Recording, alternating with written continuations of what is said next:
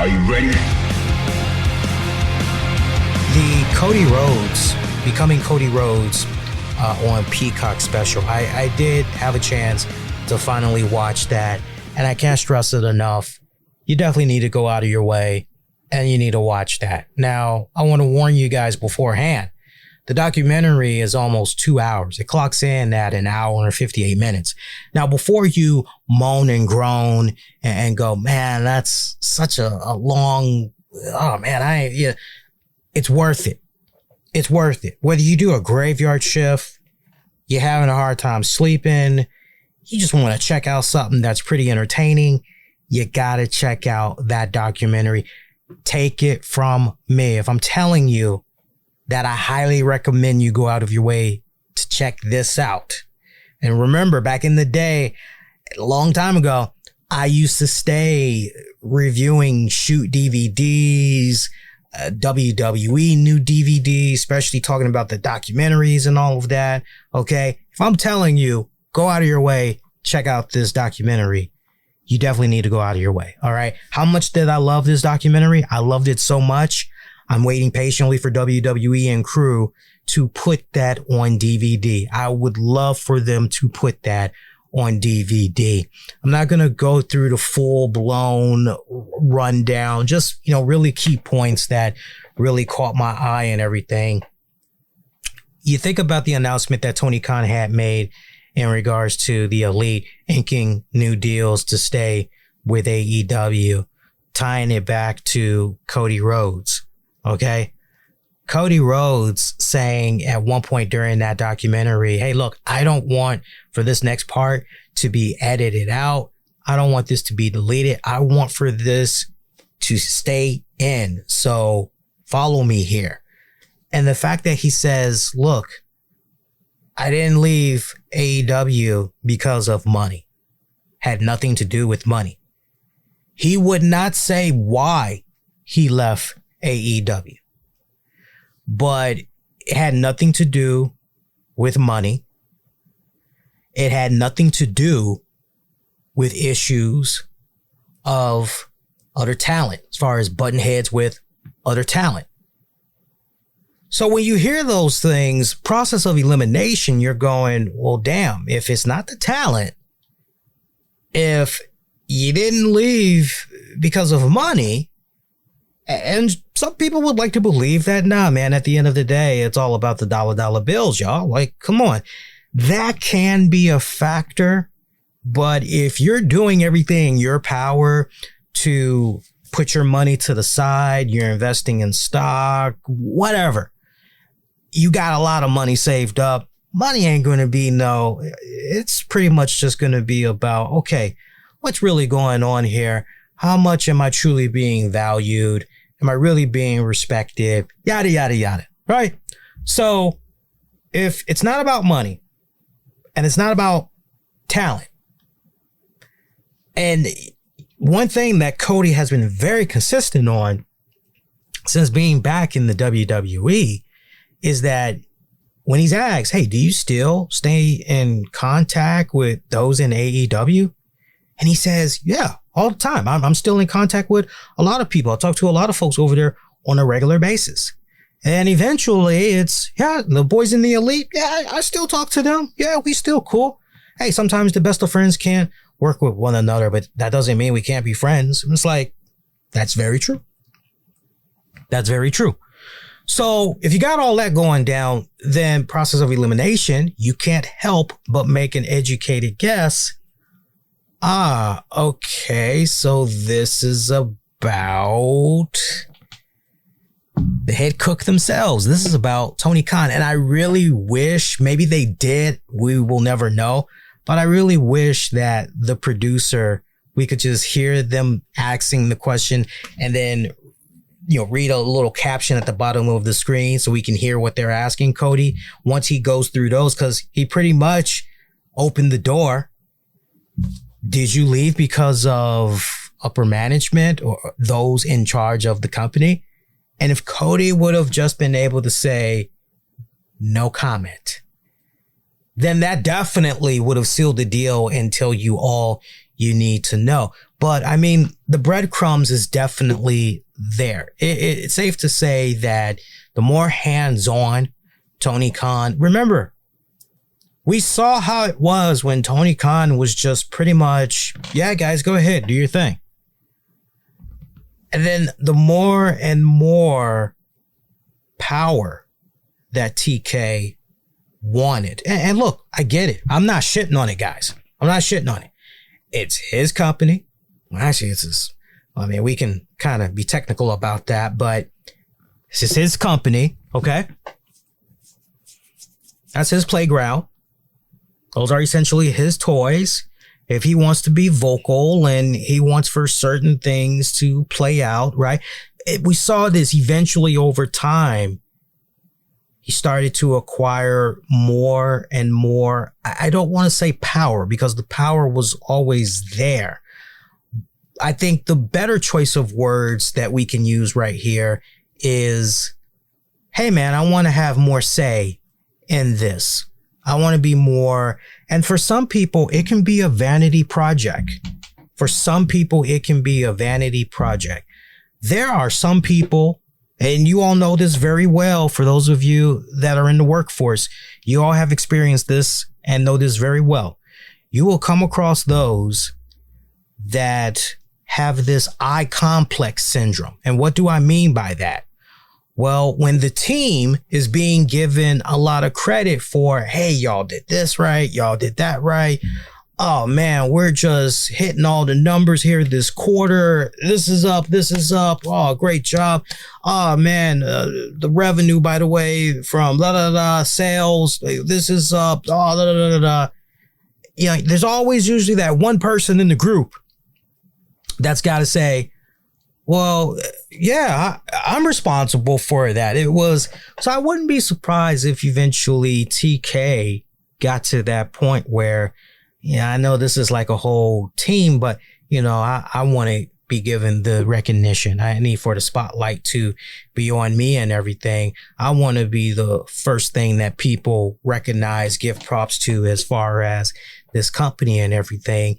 And I would imagine that Cody, you know, we had early ideas, early inklings in AEW of just the type of booker that Cody Rhodes was trying to be, the type of producer that Cody Rhodes was trying to be and everything.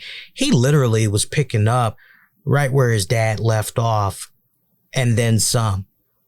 And, you know, when you have one person that has a vision and then the other person is, no, I'm thinking we need to. And then that mofo pulls rank and says, come on, man, this is my company.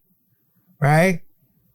And especially if you were told, right, that other person's being told, hey, man, you got full control. You can do blah, blah, blah, blah, blah. You ain't got to worry about anything. Go have at it. Then that other cook, oh, but I'm just going to do this. I'm just going to do that. And the next thing you know, that other person is now operating your whole fucking kitchen. What are you to do? Right? So I wouldn't be surprised if that all is what had panned out. And I have a feeling that when it's all said and done, will Cody eventually come clean about what happened? I don't see it happening. I just feel as though there is some type of gag order that is in place. I feel that way. We've heard Jim Cornette talk about how there's a certain thing that's in place. He can't talk about certain things. This is what Tony Khan and the legal team had pretty much put on him.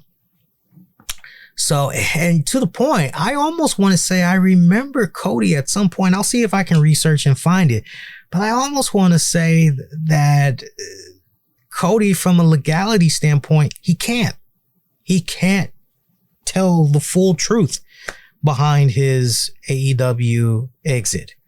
Now, if TK were to, die of old age or whatever, maybe then Cody could say a little something, because then all bets are off, but he can't say anything right now.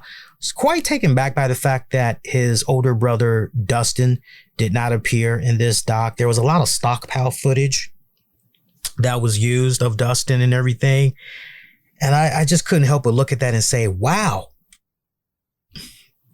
we couldn't get Dustin to appear in this? Like, really? And, of course, the one thing that comes into your mind is, this is very interesting. It really, really is, because this isn't like, oh man, Dustin appeared on the episode of Monday Night Raw.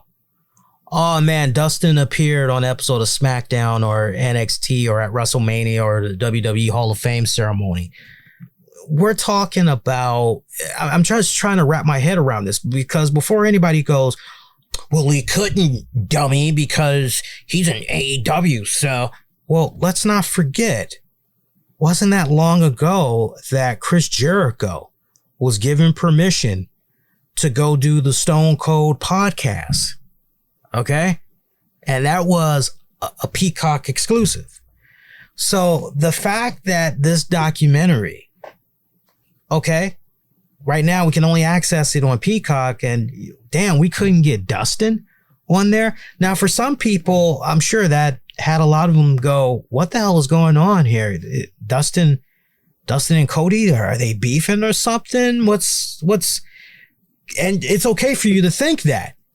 But very quickly, we've got Cody in a recent interview saying he would love it if Dustin would come back to the WWE, wrap up his career there, and go into the Hall of Fame, because he feels his brother deserves it. And he would love to do nothing more than induct his brother into the Hall of Fame. So before you can even go and entertain that idea of, damn, something must be going on here between Cody and Dustin, so that's squashed. For all I know, for all intents and purposes, look, maybe Dustin didn't want to rock the boat there with TK. Or maybe Dustin just said, hey, I'm really not needed for this. You got this, baby brother. Go do your thing. Would like to believe that. You would like to believe TK did not. No, you can't go be in the documentary. You would like to believe that, but stranger things have happened. I ended up liking Brandy Rhodes a lot more as a human being in this documentary. I did, because every good man and woman, for that matter, likes to have a spouse that when things get tough and difficult decisions needs to be made, man, it's nice having a really good spouse in your corner that's basically going, okay, look, so what are we going to do here? Right? You know what you got to do. What's stopping you from doing it, right? Being that moral compass, that ultimate supporter, not just, well, the decision is yours. Whatever decision you make, I'm there for you through thick and thin. No, Brandy was pretty much getting her hands dirty in those whole critical moments in Cody's career and everything, especially during that period where, once Dustin had passed, and just how everything that we felt about that Stardust character, Cody acknowledging in that documentary, he did not like it. He tried his best to go into it head on, put his all into it, but he ended up despising the hell out of it. He felt as though the Cody Rhodes character, that there needed to be some form of a rebranding, of a rebirth, of a new journey for the Cody Rhodes character. But management wasn't trying to hear any of that. And then the unfortunate passing of Dusty Rhodes. And, it's so funny, not funny, but, kind of when you think about it, because I'm thinking back to that period where Dusty had died. And I remember clear as day how everybody was going, oh man, Dusty's dead, man, and this guy's still pushing Stardust. Nah, man, you need to be out there as Cody. What the hell, man? What the hell? And I do remember feeling that way internally. I do remember feeling that way. But I also felt at the same time, you know, that would just look so damn tacky to do that. And I couldn't help but think about once Eddie had passed and Chavo was running around, he was curling white or whatever. And then I think after Eddie died, next thing you know, he was back to being Chavo Guerrero. I mean, it happened like the turnaround. It was very, very, you know, to the point. I bet you $5 that if I were to go back and listen to the first show that we did after the news of Dusty Rhodes had passed, and particularly it comes to Cody Rhodes, I bet you I didn't take any shots. I guarantee you I did not take any shots at Cody Rhodes for coming out there still as the Stardust character. You know, to the point, no, you want to shield yourself right now. You want to be protected. You know, the last thing you want to do is come off tacky and disrespectful and everything. And, you know, the fact that Cody had to explain that in the documentary, I felt that it was totally unnecessary. I got it. I respected the hell out of it.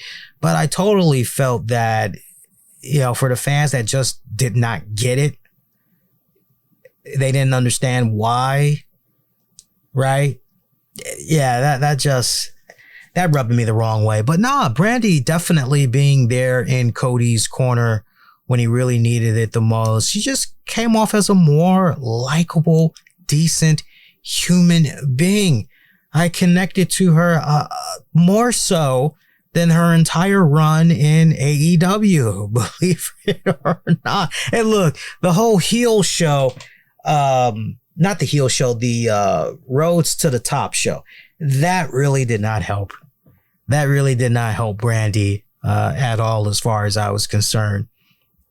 Great who's who of people that was in there. Cody's mom, my God, Seth Rollins. The fact that they had the immortal Hulk Hogan, and I was quite taken back by that. I really, really was. Now, let's address the elephant in the room here. The infamous comment that Triple H had made about AEW essentially being a secondary company there, right? So, I mean, this pissed a lot of people off. I wouldn't be surprised if there's tons of people that's wishing Triple H a slow death as a result of what he said. Okay. You know, but this had rattled the feathers of so many people. And you've got the way it's being spinned on a lot of dirt sheets, a lot of podcasts. Triple H fires shot at AEW and Cody Rhodes' new documentary.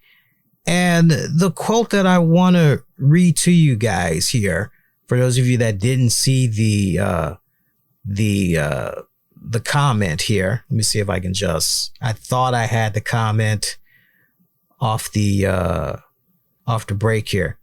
So the chief content officer of WWE gave his explanation as to why Cody departed AEW for WWE.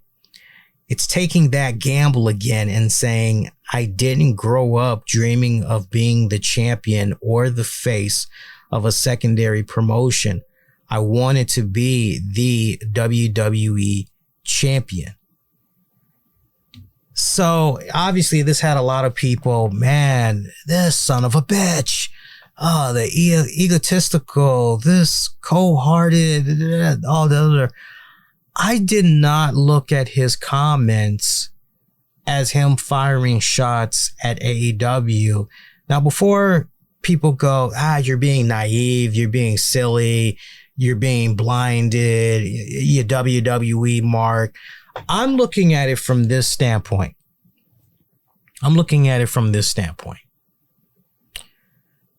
Now, first of all, what was Triple H supposed to say? I ask you, what was he supposed to say? oh man, everything that Cody Rhodes had did in that other company, which is really great. I mean, they're really coming along. Was he supposed to give that other company their flowers? You're supposed to be selling WWE, right? You're supposed to be selling that. So you got to make sure that you're putting yourself and your brand over, your employer over at all costs. Okay? So two things can be said that's true, but just have that in the back of your head. Okay?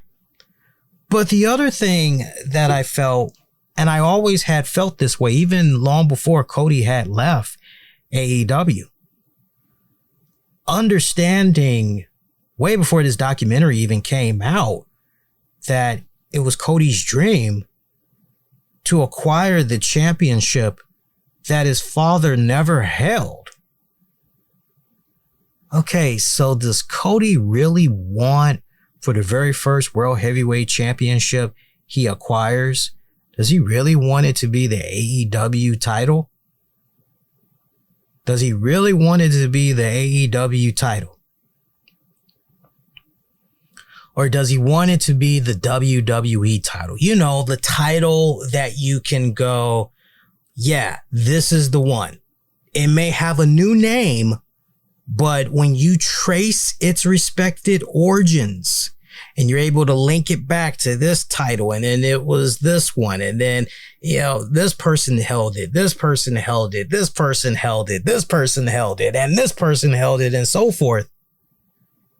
Right? And you really come full circle understanding the man behind the character of Cody Rhodes a lot more when you watch the documentary and you just go, yeah, you know, you're trying to, because what is the patrimony for becoming Cody Rhodes? What is the patrimony that I ask you guys? And it's funny that I mentioned patrimony because there is a really great book that I highly will recommend that you all read. I actually had to study this book in school. It's titled Patrimony. And it is about the love of a son for his father. There is so much, it's by Philip Roth. There is so much that happens in this book as the father is on a steady health decline. And the son is trying to do everything in his power to make his father feel as comfortable as possible. And by God, if it means they got to go get a second, third, fourth opinion to find out what their options are, because the father is up there in age and Philip wants to do nothing more than make these last few years of his father's life, these golden years, as memorable, as fun and painless as possible. And there's a critical moment. Shout out for those of you that actually read this book, be it on your own or you had to learn it in school. But at one point, Philip Roth, as far as why the book is called Patrimony, it's finally revealed what that patrimony is. And for our younger fans, you know, our younger listeners out there, you know, patrimony, you know, when you basically, you know, look at that word for what it's worth, you're going, okay, pa, you know, okay, maybe pa has to do with, you know, a dad, maybe, you know, maybe it has to do with a male. Moni. Okay, well, this kind of sounds something maybe of an inheritance, possibly. And you're answering it right. You know, it's basically property that's inherited from one father or male ancestor in a nutshell. And when you look at the moment that Philip Roth goes, this is my patrimony, you know, you pretty much learn what the whole, you know, what it's all about at that particular moment. You look at Cody Rhodes and this Becoming Cody Rhodes documentary, and you can't help but go, what is the patrimony here for Cody Rhodes? And the patrimony, which is beautifully summed up quite nicely in this documentary, they pretty much open it up. As soon as the documentary starts, you learn firsthand what the patrimony is about. But I love how at the very end, you're reminded again what the patrimony is about. And the patrimony here is Dusty telling his son, or rather, Cody seeing that photo of Dusty holding up the WWF championship. Dad, wow, you actually became the WWF champion, huh? And Dusty explaining, not mad or anything, but explaining how, no, I should have, but, it didn't happen. And he's explaining to his son why it didn't happen. And probably, whether he said it out loud to Cody or not, the fact that Cody could tell that this had really ate at his dad, that it bothered him. What essentially was handed from Dusty to Cody is, here's this title. I won many titles and so many promotions, but this is the one title that eluded me. And Cody essentially saying, don't worry, Dad, I'm going to win that title, not just for you. I'm going to win that title for us. I'm going to bring that title home. I'm going to bring it back to you. You'll finally get it. That's the patrimony in itself right there. So it is a beautiful documentary. I cannot stress it enough. I highly recommend you guys go out of your way to check it out. Like I said, it runs about an hour, 58 minutes, but you will blaze through it. It goes by so fast because you are that into it, like every single moment. I mean, I was quite taken back by the fact that they even took us up to what went down with the whole pec tear and everything, and we saw Triple H in a similar position like that a long time ago. Us veteran fans, we knew what time it was when we saw that. We're going, no way, no how this man has any business being in the ring here. That shit has to hurt. And, he's lying his butt off, please. But you got Undertaker with the old school mentality, which is if you can walk, you can go to the ring, right? He's from that old school mentality and everything. And Cody showing a lot of grit, one thing that you take away also from that documentary, besides the patrimony, that is from Dusty to Cody, you also take away the fact that Cody is going to be the one to dethrone Roman Reigns for that championship. He will get it. He will get it.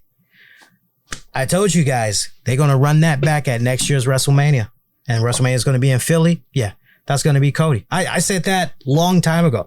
I think I said that as early as the WrestleMania post show for you guys. I think I said it as early as that they're going to run this back. Don't worry about it. It's like, we're just taking the scenic route, but we're going to do this, right? So good stuff. Check it out. You definitely will not be disappointed.